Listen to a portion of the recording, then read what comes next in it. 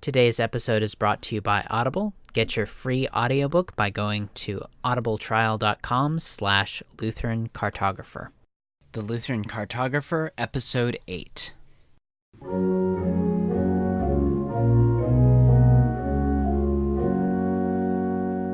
Today we're joined by Johnathan Clemens. Johnathan is a member of Beautiful Savior Lutheran Church in Spokane, and he is a broker and realtor with the Clemens Real Estate Group. Johnathan, welcome to the show. Howdy, Nick. Been a while, but good to talk to you.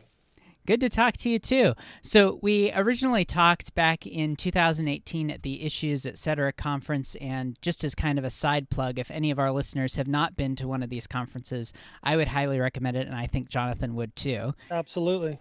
So, Johnathan, tell us a little bit about yourself, your background, and how you ended up in Spokane.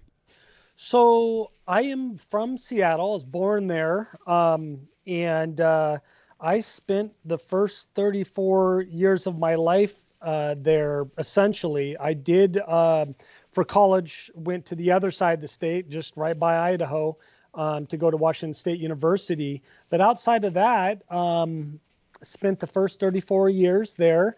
And the last 13 years I've lived in Spokane, which again is on the other side of the state. Actually, not, I think we're about 20 miles from Idaho. Okay, good deal. Why did you choose to move from Western Washington to Eastern Washington?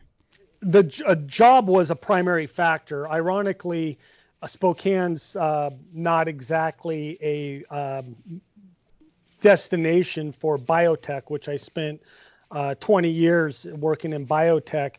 But when an opportunity to work in Spokane came up, my wife and I, we had a 1 and 2 year old at the time. We were really interested in getting out of kind of, I guess, the rat race of being in the Seattle cost of living when our boys were so close in age that she quit working to stay at home with them just because of the childcare costs. And we'd lost half of our income, and it was just tough financially to make that work. And then there were some cultural things as well. So those were probably the main drivers for us coming to Spokane. I see. Before we started the show, we talked a little bit about how you didn't want to engage in Seattle bashing, and I don't want to encourage that too much, but would you mind delving a little bit more into kind of those cultural issues that you mentioned of not wanting to be on the west side of the state? Yeah, so working in biotech, interesting enough, I've very rarely worked with people locally that were born in Seattle. They were always imports from outside of the area, and very educated, very nice people. But I would end up in situations at work where, and trust me, I wasn't going around work proselytizing. There wasn't a lot of people that were openly Christian, because you really were kind of an easy target. And I would just hear people say terrible things about Christians in general. That was just kind of the atmosphere at work. And I never understood that, because I was like, where are all these Christians that are making you so angry? Because you were kind of in hiding, because it's not very smart professionally or just to get along to be pretty open about that. It was kind of hostile in some ways. Yeah, that's not good. So it was almost like they were attacking more a caricature or kind of their imagination of what this evil Christian might be, rather than an actual experience with Christianity. Yeah, so I think, it's easy to attack things that you don't know. And I wouldn't say exactly that Seattle has a, overwhelming Christian culture. Is more of an attack on what you would think of if you probably saw what they would think of Christianity as just a system of do good things, what they've seen probably on Benny Hinn on TBN on television or something like that, kind of this Christian character of just being ignorant, backwards, that kind of stuff. Yeah, that makes sense. So beyond the cultural and the cost of living issue that we've already talked about, what other things would you either good or bad, that you would contrast where you were in Western Washington with where you're at now in Spokane? We don't get the smell of salt water here. I Yeah. really like that about the Seattle area. I love the outdoors over there. I grew up in the woods. However, as I got older, if there's so many people there, the accessing, when you even go to remote area, anywhere within 2 hours of Seattle, there's millions of people. And so you show up at a trailhead or a lake or a river to fish, whatever, and there's you and everyone else within, thousands of other people that are into hobbies too, doing Yeah. the same thing. And so while it's a beautiful area, accessing some of that and actually getting away can be problematic if you like to do that outdoor kind of stuff. And then getting there too, one thing we found is, funny enough, people a lot of times go over the mountains to Eastern Washington to do their camping. So you have to take an extra day just to leave by Friday, or, watch out for traffic on the pass coming back on a Sunday. And that was a real shocker when we first got over here. We're just coming home on a Sunday, and we didn't have to make special arrangements to get back into town or leave Nice. town. Yeah, it was great. So You just leave or come back. exactly. Imagine that. Yes. One comic strip put it like, oh, you have to commute to commune with nature or something like that, but you don't have to do that in Spokane, which is great. Yeah. Yep. So tell me about the best things about Spokane. What do you like best about being there?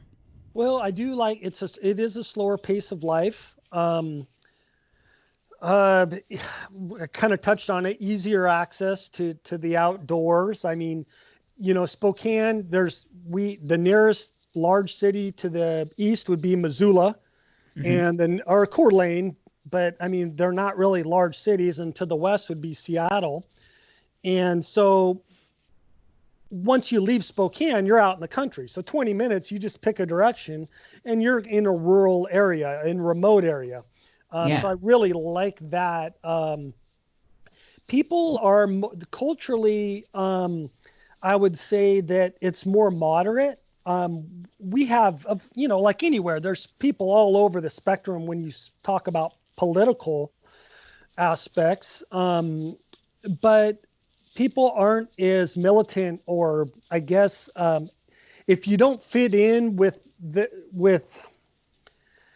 things are more middle of the road. There isn't the extremes culturally, politically, and I didn't get that in Seattle.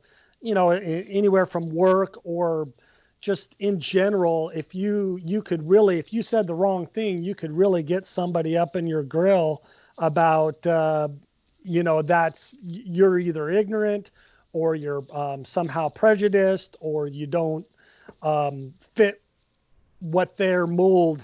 Ironically, it's supposed to be more tolerant. I find people more tolerant here and open-minded and liberal.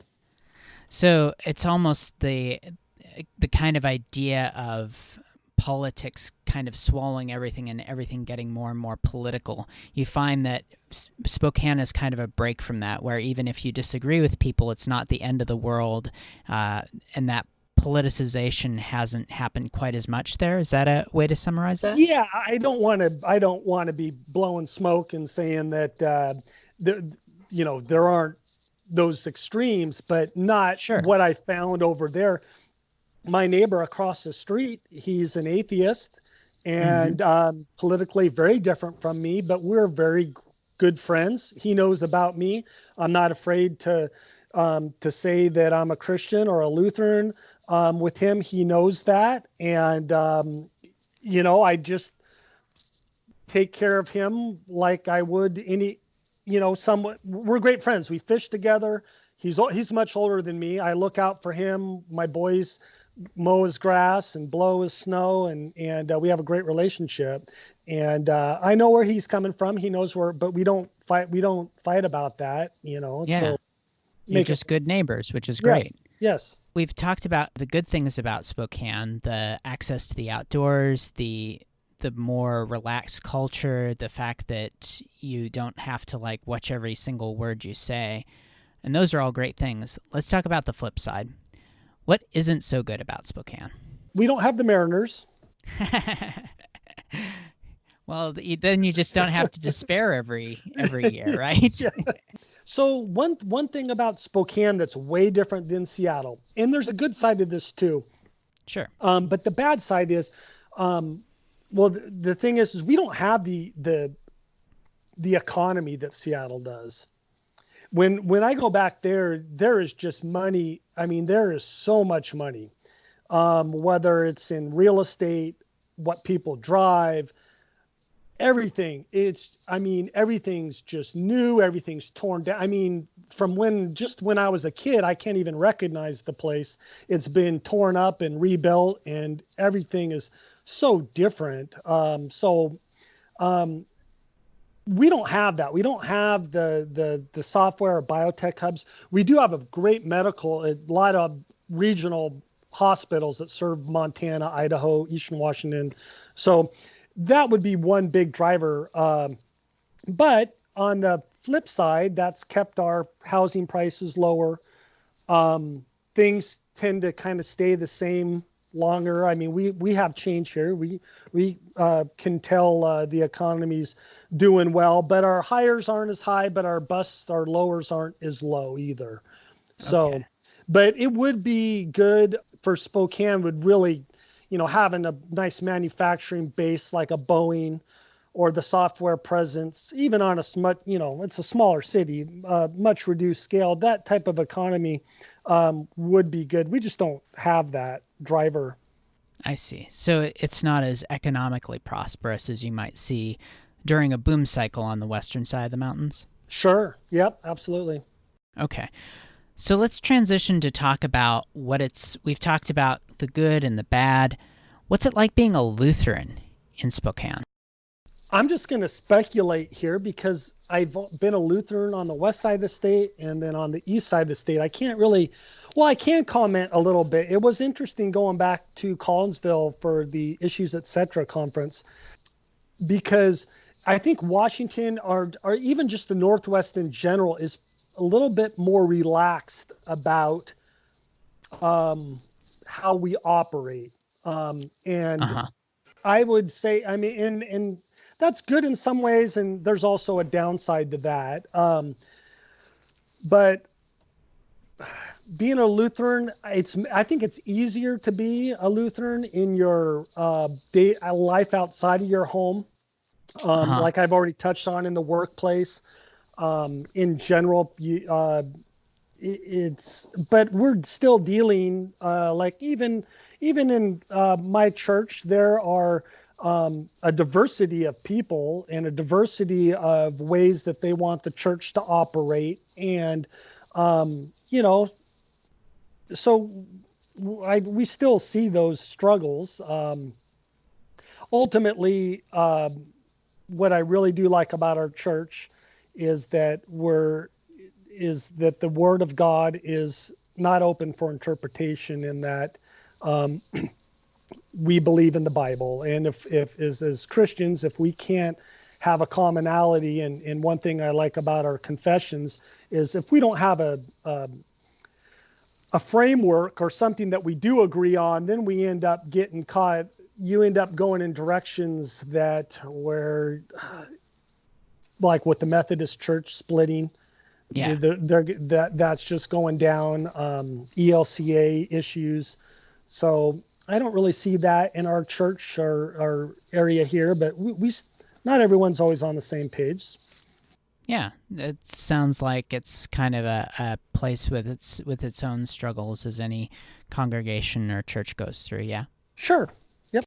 So how would you look at it in terms of it fitting into the larger religious landscape of Spokane? Is Spokane kind of like the western side of the mountains with a lot of non-churchgoers, or is it a more church-oriented place? What's it like in that regard? Well, it's more church oriented than Seattle, certainly.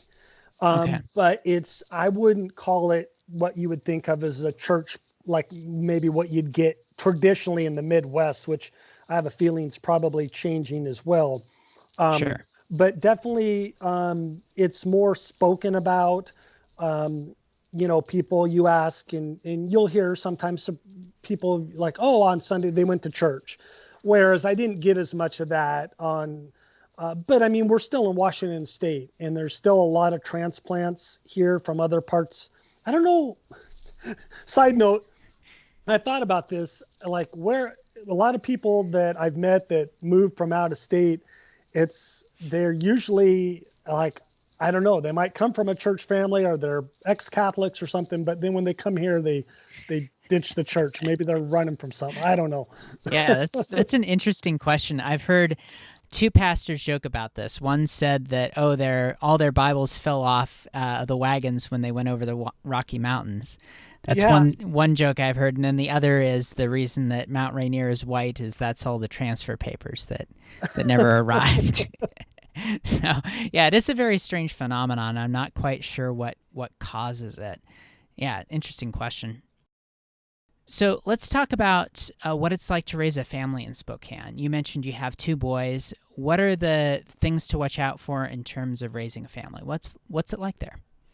Well, I would say like I'm biased. I call it, after we moved here, I was like, this is like Leave It to Beaver.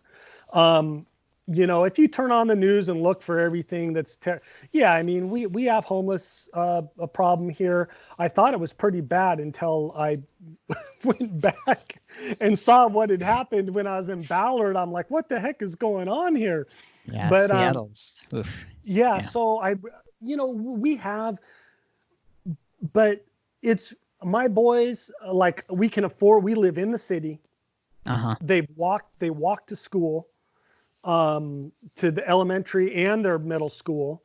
We have great parks. I can be downtown in 3 minutes. I could never afford to be in Seattle and have that situation. We can walk to the grocery. Everything's right here. It's affordable. We can actually afford to go downtown. We have beautiful parks. I think it's great. We have petty crime. Once in a while, you'll see, people will be prowling around. I mean, I guess I don't know if it's any worse than what you'd have any other part of the country, but I don't know. For some reason, people are more gritty in Spokane. It struck me. We don't have a lot of shootings. We get stabbings. So I don't know if you like to keep your violence up close and personal here or what, but I don't know. I don't know about that. But in general, raising, it's been great. It's affordable. And just the access to everything. The schools that my kids, I can't complain other than general, like why are they teaching this kind of questions. But no, I would absolutely recommend it. I Okay. think it's great. Fantastic. So now let's transition to talking about stereotypes. Sometimes they are, we often hear a lot of negative things about stereotypes, but usually they are based in some truth. And so I want to throw some stereotypes about Washington at you, and then you can maybe talk about if those actually apply to Spokane, or maybe that's more of a Seattle thing or more of a western side of the state thing. So let's go through some of them, and if you want to answer them quickly, you're welcome to, or if you'd like to kind of elaborate a little more, that's fine too. So first one, it rains all the time. It does if you're on the west side of the Cascades. Over here, not so much. We get a lot of, it's completely different. And one thing that's great about Washington is you have rainforest and ocean on one side, and you can go through, there's the Palouse, there's mountain ranges, there's mountains. We have like the plains in the center, in parts of the center of the state, desert. And then by the time you get to the far eastern, like where we're at, you're kind of getting the foothills of the Rockies. So in one day or part of a day, you can experience so many different climates, and the geography is great. It's not like you just drive across the state and it's just one monotonous thing. So it's okay. So if you're on the coast, yes, but most of the state, no, that's not the case. Not at all. It's very sunny. In fact, some places are like California in a lot of ways. Okay, so just a reminder to all our listeners that Spokane is on the eastern side of the mountains, and that the weather's different there. All right, so next stereotype, and that is there's a big homeless problem. In Seattle and Spokane, and when I say I'm really talking that whole corridor on the Puget Sound. But when you get outside, like in downtown Spokane, I'd say we do. But Okay. outside of the larger cities, I don't see it. Okay. But So, yes, I mean, I would say that I would say it's an issue. Absolutely. okay.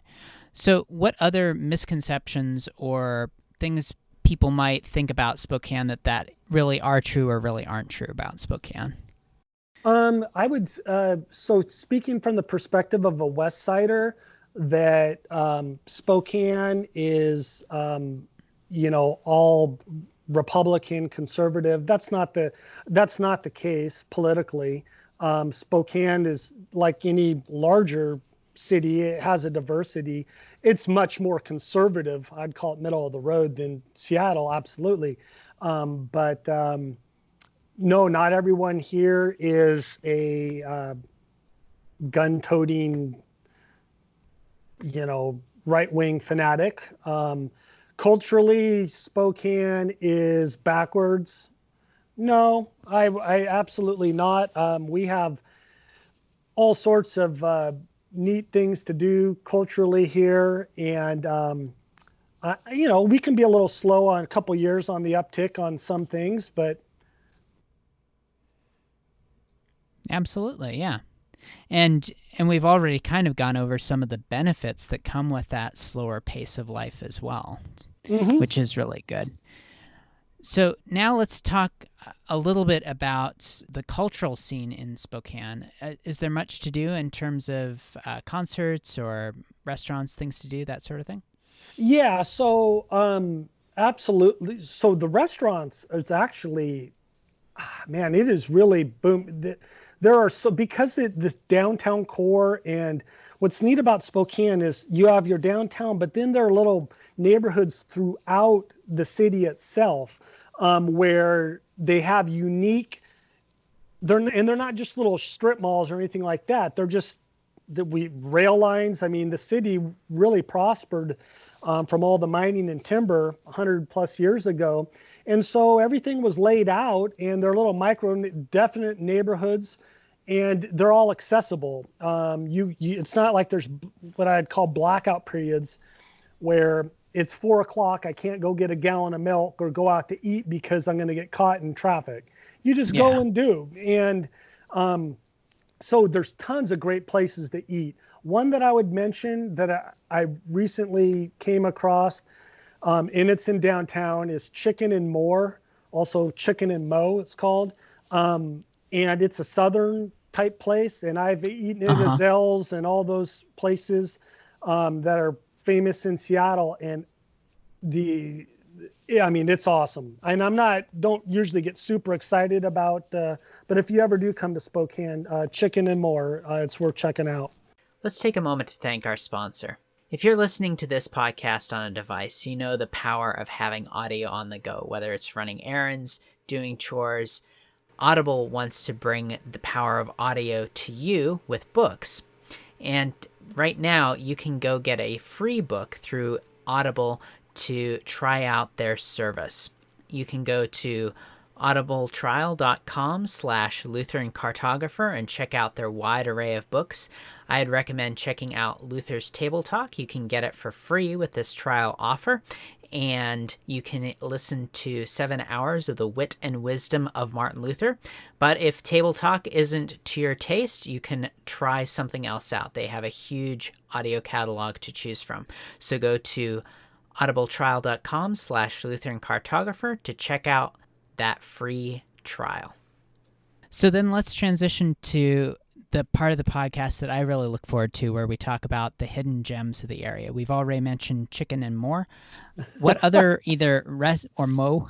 Sorry. Yeah, no, that's fine. What other places would you recommend seeing? Either restaurants, activities, museums, other neat things that you'd recommend a visitor to Spokane should definitely check out? Yeah, so if you come to Spokane, you stay at the Davenport Hotel. It is a 4 or 5-star. I mean, no expense was spared when it was built over 100 years ago, and that's how they operate today. Absolutely, and you're right in downtown, so you can walk to get to everything.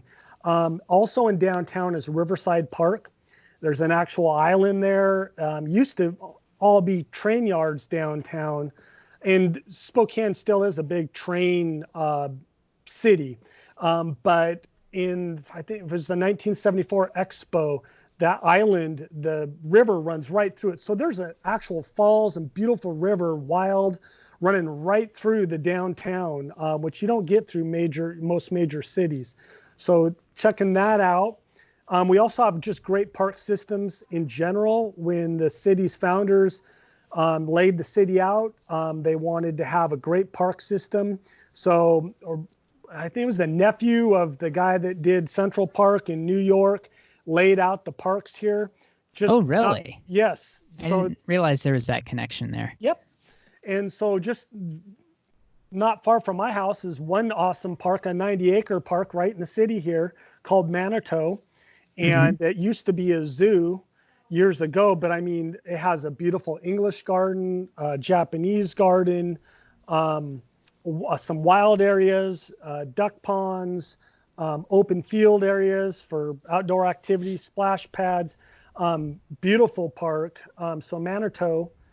And one thing that's not Spokane I've kind of touched on the outdoor activities. I love riding motorcycles and I love fishing. In fact, I rode my motorcycle out to Collinsville for the Issues Etc. conference. So if you like riding bikes or doing any outdoor activities, it's great. And it's not so hidden, but Lake Roosevelt, absolutely gorgeous. Hundreds of miles of beautiful, pristine beaches that we go out, take my family out in the boat. You can pick a beach. There won't be anyone else around. You see bighorn sheep, just wild and beautiful sand beaches, water skiing. And there's people out there, but it's not crowded. It's not like Chelan or other destinations where they're beautiful and they're great places to go, but they're crowded. Roosevelt, good, and the water's warm. It's just not now, but in this time of year. Certainly, it's yeah. January, but it when doesn't it's time to freeze actually get outside, it's yep. nice and warm. But in Nice. general, if you like lakes, if you like fishing, Coeur d'Alene is just not far, and beautiful. Pend Oreille, also in Idaho. But any of the lakes around here, any of the outdoor activities, mountain bikings, tons of places to ski. I don't ski, my family does, but easy access, lots of outdoor activities. Yeah, those all sound really good. Yep. So. All right. So now as we start to close out the podcast, I want to make sure that I give you the opportunity to mention any places that you'd like to send people, places to follow you online or your church or anything else that you'd like to mention or plug. Yeah, so I appreciate that. So my church is Beautiful Savior Lutheran Church. We're on the South Hill. If you're ever in town, please do come by and visit. I was also like to plug my business. I left the biotech, going almost on 3 years now to join my wife. We have the Clemens Real Estate Group at Keller Williams. And so my wife and I are realtors. And so if you happen to relocate, which we're ending up with a lot of people, funny enough, from Denver, Portland and Seattle are relocating here. We also get a lot of military people because of the Air Force base. here, but yeah, so you can always look us up. My email and phone access, you're welcome to look me up at Clemens Real Estate Group or clemensregroup.com. And that way you can get in contact with me. I'd be happy to point you out to places to go and see more specifics. So. Excellent. Yeah. So I would encourage our listeners, if you are thinking about locating to Spokane, definitely check out Johnathan's real estate business. I'll go ahead and have a link to that in our show notes. It'll be lutherancartographer.com/8. So look for that there. And any parting thoughts for our listeners today, Johnathan? Yeah, I'm just shooting this one off the cuff. Based off of what we talked before about the purpose of this, your podcast, and about your questions about being Lutheran in different parts of the country, one of the great things about being Lutheran, no matter where you're at, is the vocational aspect. That no matter where you're at, doesn't matter whether you're up in Nome, Alaska, or in Antarctica, or in Seattle, Spokane, Boston, Chicago, you pick it. Our vocation is for Christ, and our vocation, whether it's being a sister, a husband, a father, a mother, a teacher, in our businesses, so we can reflect that and shine that light of Christ on people. So don't despair, no matter where you're at. The grass isn't always greener on the other side. Just be a Christian, be where you're at, and follow where God takes you. Amen. Thank you again for your time today, Johnathan. God's peace to you. God's peace to you as well, Nicholas. Thanks for listening to the Lutheran Cartographer. For more about the things we talked about today, including a link to Johnathan's real estate business if you are looking to relocate to Spokane, go to lutherancartographer.com/8. Next week, we've got a real treat for you. We're talking to Brian Wolfmueller about Austin, Texas, and his book, A Martyr's Faith in a Faithless World. So be sure you subscribe on iTunes or Stitcher so you don't miss that episode when it comes out. And if you'd like to check out that Audible offer, you can go to audibletrial.com/Lutheran Cartographer. I'm Nicholas Weber. Thanks for listening. Talk to you soon.